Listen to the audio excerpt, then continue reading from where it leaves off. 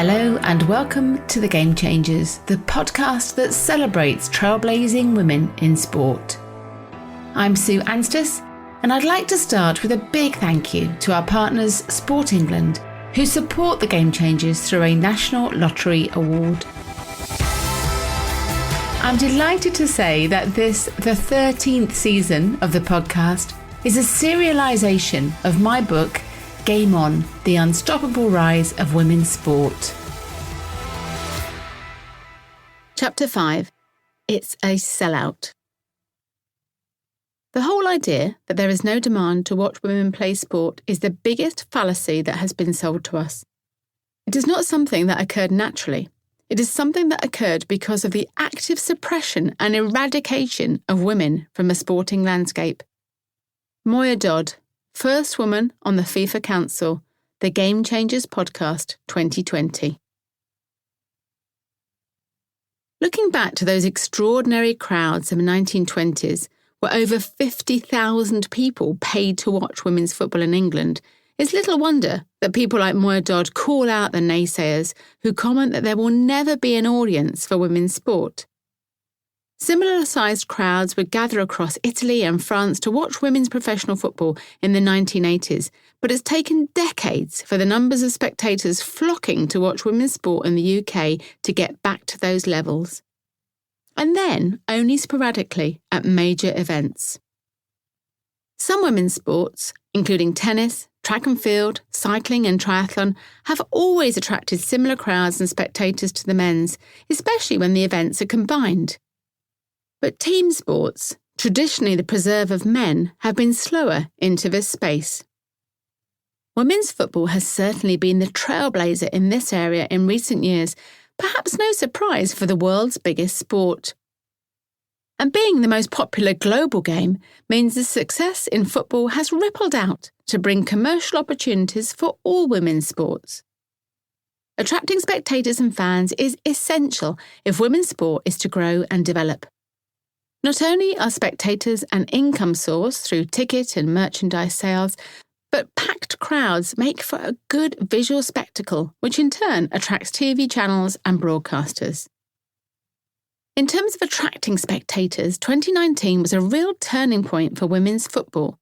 The continuing growth in the popularity of women's football in Spain saw records broken for a women's club game when 60,000 fans watched Barcelona beat Atletico Madrid at the Wanda Metropolitano in March 2019.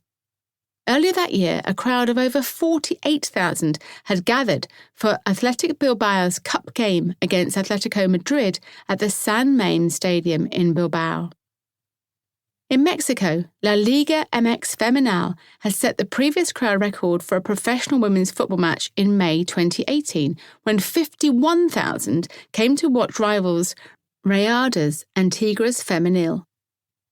In the USA, the Women's Soccer League was also breaking records, with one of the largest stadiums, Portland Thorns Providence Park, hosting 9 of the top 10 highest attended games in the league's history. 4 of those games took place after the FIFA 2019 World Cup. And in August 2019, Portland Thorns hosted North Carolina Courage in front of a record crowd of 25,000.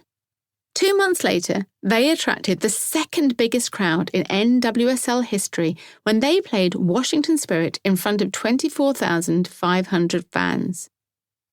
And then in the summer, despite some issues around ticket sales, 57,900 fans watched the USA beat the Netherlands 2-0 in the final of the FIFA 2019 World Cup at the Stade de Lyon.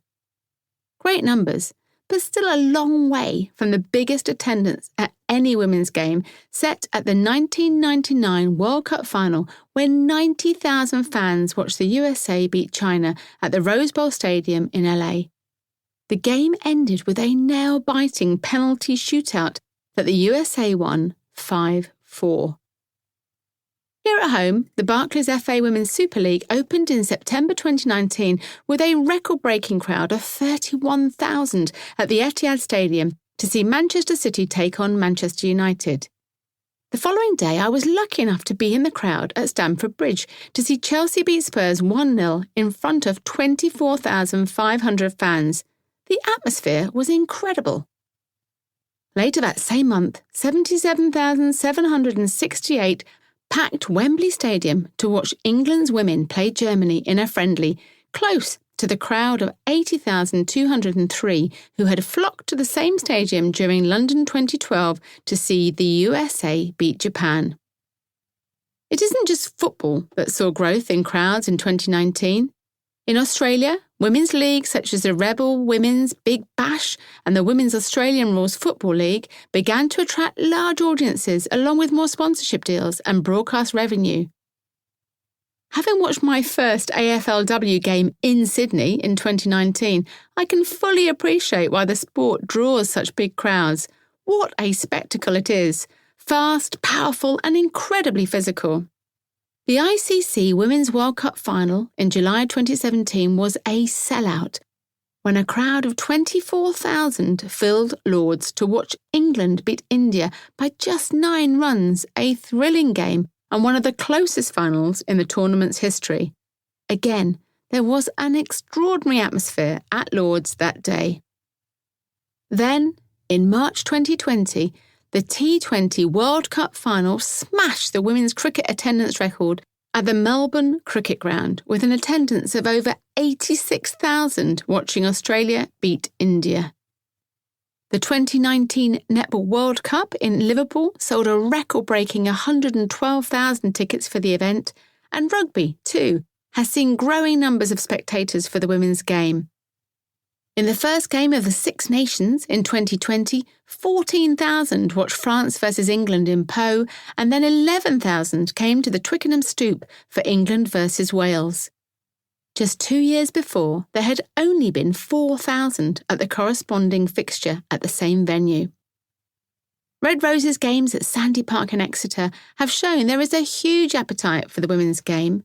There was an extraordinary atmosphere in the crowd when England played Italy in March 2019 with 10,545 tickets sold, a record attendance outside a World Cup. Clubs like Harlequins, playing in the Premier 15s, have been regularly attracting crowds of over 4,000 for their big games. Smaller numbers than the men's games, but showing considerable growth. Here's hoping that if England Rugby successfully bid to host the 2025 World Cup, we might see a sellout at Twickenham in the way we have for the Lionesses at Wembley.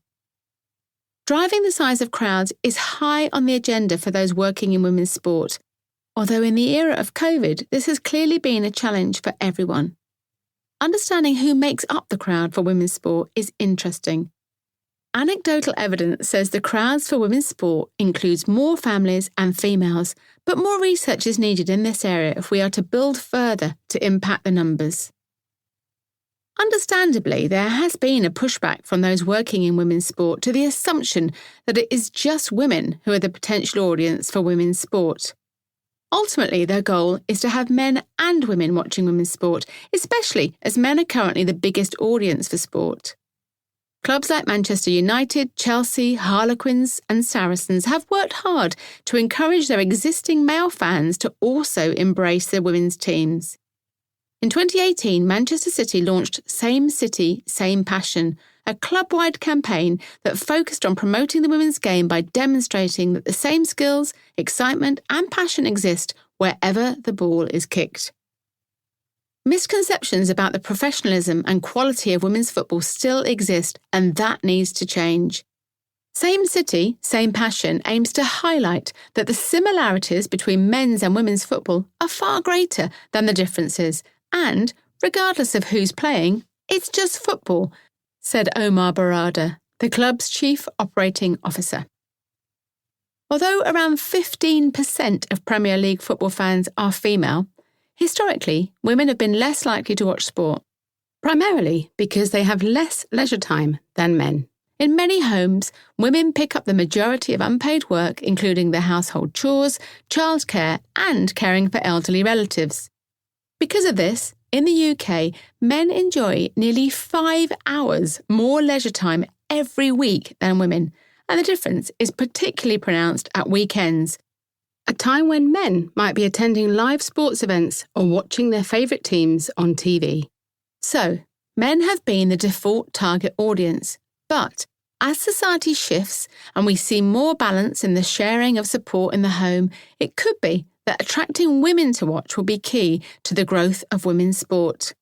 I've been lucky enough to attend a number of netball internationals and netball Super League events over the past decade, and the passion and noise emanating from a crowd of women and girls is something quite exceptional to behold. Other attempts to attract new fans for women's sport have come in the form of showcasing the women's game alongside the men's. The RFU has tried this with varying degrees of success by hosting double headers and having the Red Roses play either before or after men's internationals at Twickenham. I've attended a few, and whilst I appreciate the best intentions of having the women run out after the men's, and potentially getting the game seen by 70,000 spectators, it must be soul-destroying for the female players to watch the crowd rapidly dwindle away until only a few thousand are left in the stands by the end of their game. Putting the women first as a curtain raiser has to be the better option, but I've been told there are issues around the women spoiling the pitch. Seriously? Ahead of the men's game, and their presence restricting the big game build-up and interviews for TV. Having the women on after the men also means the RFU can offer free or very cheap tickets for fans of the women's game to attend after the men's game, which they would not be able to do if they were playing first. With either option, it's a pretty long afternoon of sport and drinking for anyone who wants to watch both games. Having the women's games stand alone is something that has worked for other sports, and as women's rugby has grown in popularity, it does seem that this approach is working. If it goes ahead at all in 2021, the Women's Six Nations will be separated from the men's. It will be interesting to see how successful this format is, and whether having its own time in the sporting calendar and not being tagged onto the men's games will be better for the profile of the Women's Championship. It's something that's occurred because of COVID, but might turn out to be much better for the women's game in the long term. Another issue in the 2020 season was that all the women's games started at the same time. So aside from the fact that you'd struggle to find many of them on TV, even if you couldn't watch them all without multiple screens on the go. The ambition around attendance at major women's sports events and fixtures is also something that's up for debate. Shocking is how one industry expert described the England women's cricket venue selection post-World Cup, with the team not returning to play at Lord's or the Oval. The original women's Euro venues showed a distinct lack of ambition to fill the biggest grounds in the country for crowds wanting to watch the Lionesses or other top European teams play. Similarly, it was hugely disappointing to see England's fixture against Ireland in the 2019 Six Nations taking place at Castle Park in Derby, a ground with a capacity of just 5,000, when previous England women's internationals had enjoyed attendances of over 10,000. For the WSL, the challenge has been translating the fantastic numbers for opening games, often played in the big-name stadiums, to ongoing numbers throughout the season. I was shocked to learn the average attendance for FA WSL games in 2018 had been around 1,000, although when the season was terminated in early 2020, the average had reached nearer 3,500. Kelly Simmons, at the FA, was thrilled with the way 2020 started, though. Opening games of the season smashed all records, with average attendances around 10,000 versus 900 or so in 2018.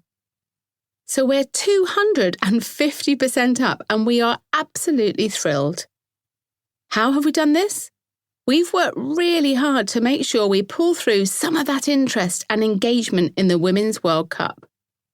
We really focus on the calendar, which is obviously challenging because there is so much men's football and sometimes we can't avoid it, but we focus on putting our biggest games in the best slots. We focus on the FIFA men's windows when there's no Premier League and work with the clubs to put big games in men's stadiums. We have seen some phenomenal attendances. I'll never forget going to Tottenham versus Arsenal. It was about 28,000 and you could hear the atmosphere. You've got the Arsenal fans chanting down one end and the Spurs fans singing at the other, and it looked incredible. That's what we can deliver. We've done it at Stamford Bridge and the Etihad. We have really amplified those big games and invested in what we call big games bigger, trying to keep up profile and build attendances. We had a big women's football weekend where we smashed all records again. That was deliberately put when there was no men's football on. I think one of the really pleasing things is some of the big games in the women's stadiums sell out. Arsenal and Chelsea particularly have started to sell out some of their bigger games, which gives us new and interesting challenges. A great problem to have. I asked Lionesses and Manchester City captain Steph Houghton what she felt could be done to increase the numbers of spectators for the women's games in the WSL. We need to try and find a regular slot when all the games are played. I appreciate that sometimes for television purposes the game's timings are changed. But when these games get changed late on, it's hard for fans to adjust when they are going to watch the games. Obviously, it is hard with the men as well in terms of the clashes with their games. But we can promote them so much better, and we can get them out there, really push them hard as much as we possibly can. It's more an issue of people knowing when the game is than if they want to actually come. Tickets are cheap enough. Manchester City fans have got a lot of opportunity to come and watch the women play. We play exactly the same as the men in an unbelievable stadium with great pre-match entertainment. It's more a matter of trying to get people to the game. Once they're there, they enjoy it. Former England player Eniola Aluko agrees. Now director of women's football at Aston Villa, Eni was playing at Juventus for a record-breaking game in 2019, which attracted almost 40,000 fans. I asked her how we could increase the size of crowds for women's football, and she said it's all about people sampling the women's game. A marketing strategy is needed. It's a risk, but it's needed because you've got to be able to give people exposure, a taster. I use the analogy of sometimes when you go to a market and somebody gives you a taster of food and you taste it, and that's what makes you want to buy it. Not because you were thinking of buying it before. That's the way I kind of see women's football. That you need to get the masses to taste it first, and then they'll come. How you get them to taste it is up to you. Free tickets or very cheap tickets, it really doesn't matter. In Juventus's case, it was a top-of-the-table clash and a title decider. Juventus versus Fiorentina. Juventus is very much a club where people turn up to go on tour in the masses, so people see it as a stadium experience. That said, Eni is wary of putting too much pressure on the women's game in the early years of its development in the UK. I think we need to remove this pressure of selling out stadiums. Sometimes men's stadiums don't sell out. We are putting so much pressure on the women's game. It's like we've got to get there. No, let's see the progress. Let's celebrate 25,000 people coming today, because 5 years ago, 25,000 people wouldn't have come. Smaller crowds for the women's games do mean that spectators are able to enjoy a far more fulfilling fan experience, getting close to their heroes.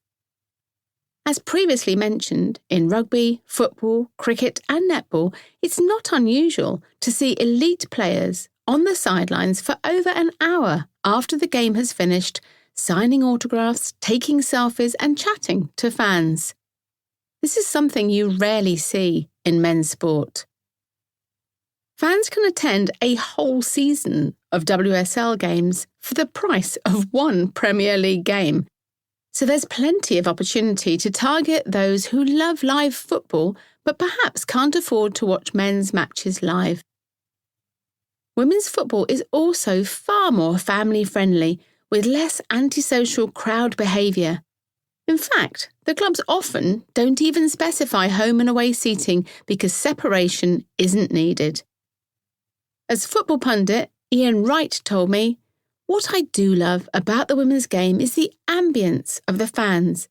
It's a whole different vibe to the way fans behave in the men's game.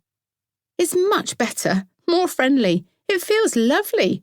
It's the kind of atmosphere where you can bring your daughters to." One of the key rationales for increasing crowd sizes for women's sport is that spectators generate funds that can then be used to pay players and staff and build the sport.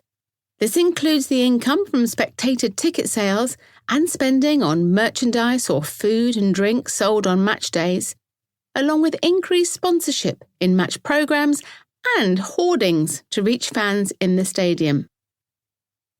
Offering a different fan experience from men's sport is something that is being explored by various teams and leagues. Head down to the South Coast to watch Lewes FC Women, the first club in the world to equally invest in its male and female sides, and you'll enjoy a very special day with bubbly on tap in the bars, locally made vegan pies and live music.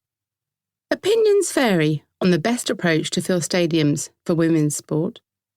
Some believe you should never give away free tickets as it devalues the product and then becomes harder to charge for attendance in the future. The theory also being that if people have paid even a small amount for their ticket, they will be more likely to attend on the day. This was certainly the case for the opening games of the 2019 FA WSL season, when more people paid for tickets to watch Manchester City versus Manchester United at the Etihad than watched Chelsea play newly promoted London rival Spurs at Stamford Bridge for free. The free Chelsea tickets were rapidly snapped up, but 15,000 who obtained tickets did not show up for the game. Another important reason for charging something for tickets is to generate income to help fund the women's game. As the AFLW has grown in popularity in Australia, officials have been criticised in the first 2 seasons for giving away free entry since the players' wages remained low as a result. Even before COVID-19, the world was changing, and it was getting harder to get younger fans to sit and watch live sports events in their entirety. Changes in technology and the way in which sport is consumed may provide a huge opportunity for women's sport in terms of the development of live streaming and innovative methods of sharing engaging content and telling stories. This is one place where women's sport might have an advantage. Without the history and tradition of men's sport, and the dependence on enormous crowds to sustain it, women's sport can potentially be nimbler and pivot its offering for fans.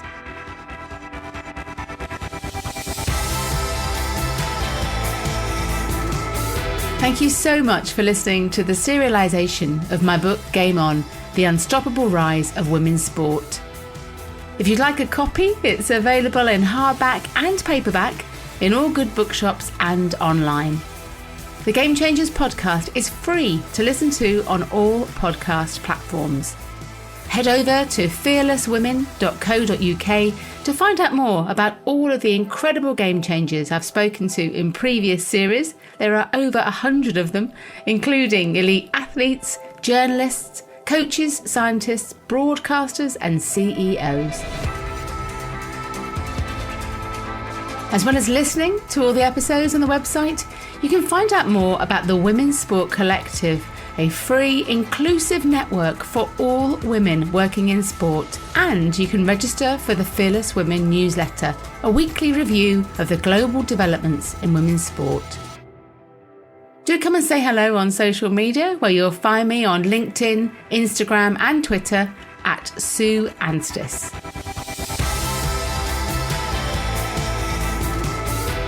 Finally, if you've enjoyed the podcast, I'd be so grateful if you could do two things. Firstly, if you could leave a review on Apple Podcasts or Spotify, I'd really appreciate it. And secondly, if there's anyone in your life, at home or at work, who you think might enjoy the podcast, please do let them know about it and help us spread the word about women's sport and the stories of these incredible game changers.